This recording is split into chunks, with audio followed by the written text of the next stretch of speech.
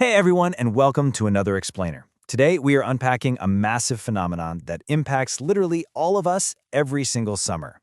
But to truly grasp the sheer scale of it, I want you to picture this. It's roughly 2,500 years ago. The historic Battle of Marathon has just wrapped up, and a lone soldier runs all the way to Athens to deliver an urgent message of victory to his people. He finally arrives, gasping for air, manages to say just one single phrase, "We have won," and then immediately collapses and dies right there on the spot. Now, for centuries, people naturally assumed it was just the sheer exhaustion of battle, right? Or maybe some hidden injuries. But actually, it wasn't. Okay, let's dive right into this. He did not die from battle wounds. He died from the heat. And honestly, here we are, thousands of years later, and we still vastly underestimate this exact same danger. Heatstroke and sunstroke are not just, ancient traumatic stories about marathon runners from the past. They are severe, everyday modern risks that happen right in our own backyards. So today, we're going to look closely at what these conditions actually are, what's really happening inside the human machine, and most importantly, how we can stop it. Section 1. The mechanism. When cooling fails. You see, a huge mistake people make is thinking that heat stroke is simply just feeling way too hot. But you actually need to look at it as a complete mechanical failure of your body's internal cooling systems. Think of it like a delicate scale.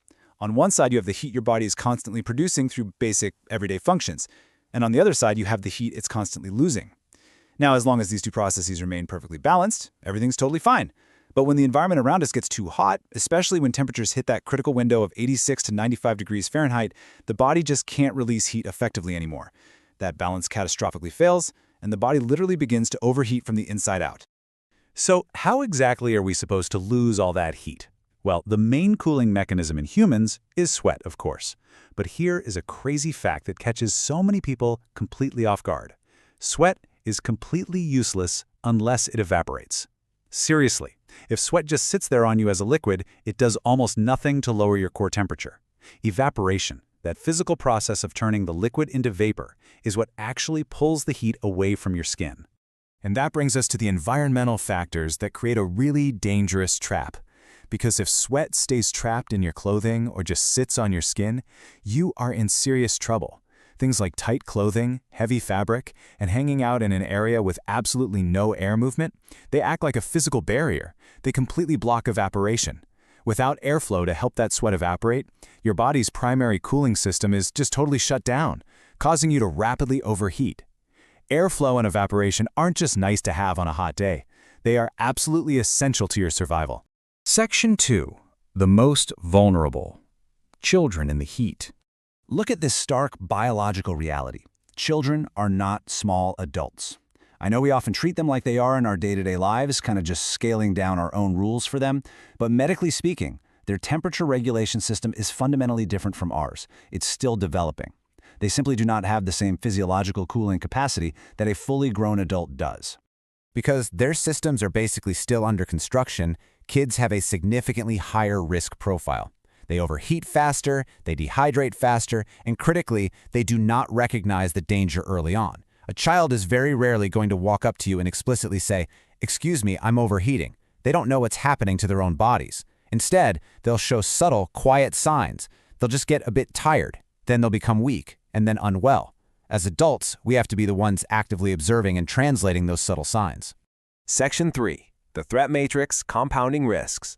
Now, what's really interesting here is that heat stroke is rarely caused by just one isolated thing. It's almost never just the sun.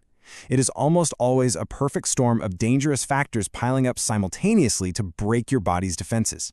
First, you have external environmental pressures, things like high temperature, high humidity, direct sunlight, and excessive clothing.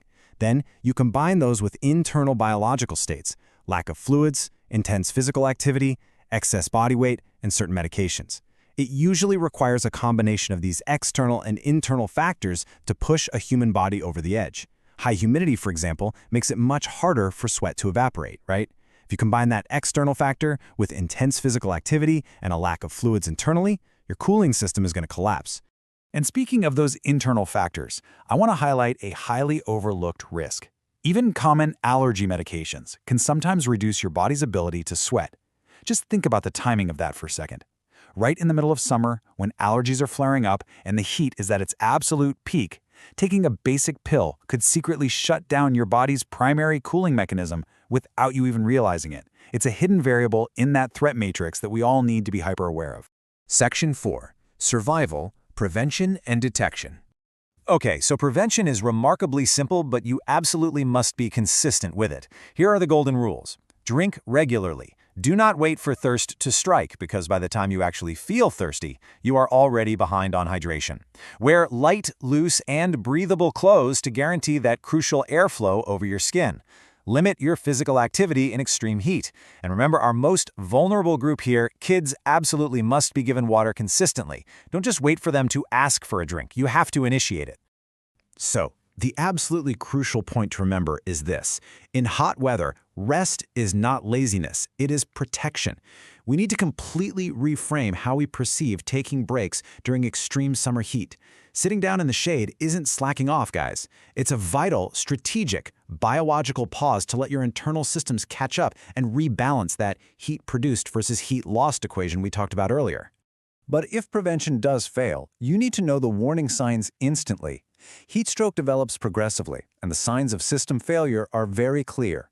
Look for unusual fatigue, dizziness, nausea or vomiting, sudden confusion, dry skin, or a noticeable reduction in sweating and a high body temperature.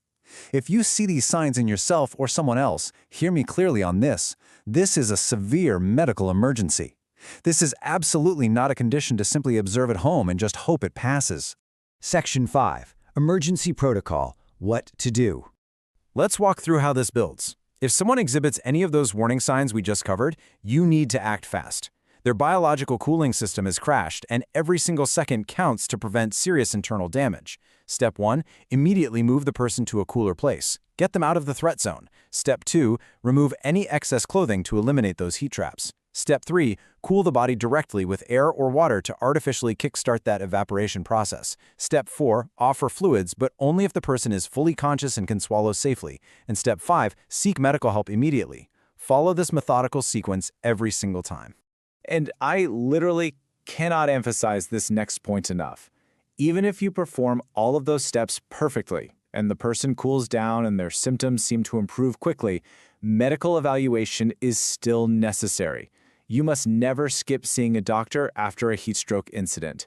The internal systemic damage from overheating might still be present, completely hidden away from the naked eye. To wrap up this explainer, I want to leave you with a really powerful thought. Heat is not actually dangerous by itself. The true danger is our lack of understanding of how the human body reacts to it. Summer should be enjoyed, for sure, but it absolutely must be respected. So I'll leave you with this. Are you consciously giving your body the defenses it needs, or are you unwittingly walking into the summer sun completely unprotected? Keep these lessons in mind, protect the people around you, and I'll catch you next time.